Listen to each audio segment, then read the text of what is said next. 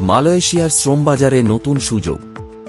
স্বরাষ্ট্রমন্ত্রী সাইফুদ্দিন নাসুদ্দিন ইসমাইল জানিয়েছেন, সরকার আবারও বিদেশি কর্মী কোটার আবেদন চালু করেছে, তবে এবার শুধুমাত্র নির্দিষ্ট খাত এবং উপখাতের জন্য।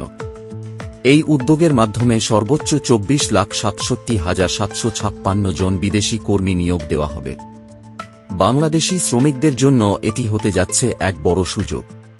কৃষি, বৃক্ষরোপণ, খনি খাতের জন্য আবেদন খোলা হয়েছে।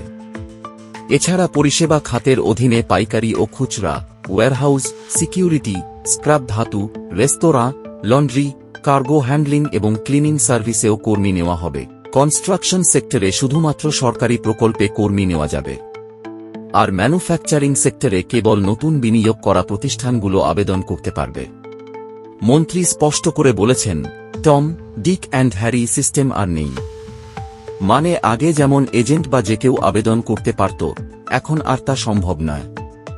শুধু অনুমোদিত শিল্প প্রতিষ্ঠানই তাদের নিজস্ব মন্ত্রণালয়ের মাধ্যমে আবেদন জমা দিতে পারবে।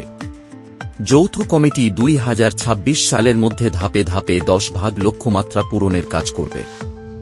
বাংলাদেশ থেকে মালয়েশিয়ার শ্রমবাজার আনুষ্ঠানিকভাবে উন্মুক্ত হয়েছিল 2022 সালে। আর 4 বছরের নিষেধাজ্ঞার পর এবার এলো আবারও নতুন নিয়োগের ঘোষণা। এই সিদ্ধান্তে হাজার হাজার বাংলাদেশি শ্রমিকের জন্য মালয়েশিয়ায় কাজের দুয়ার খুলে গেল।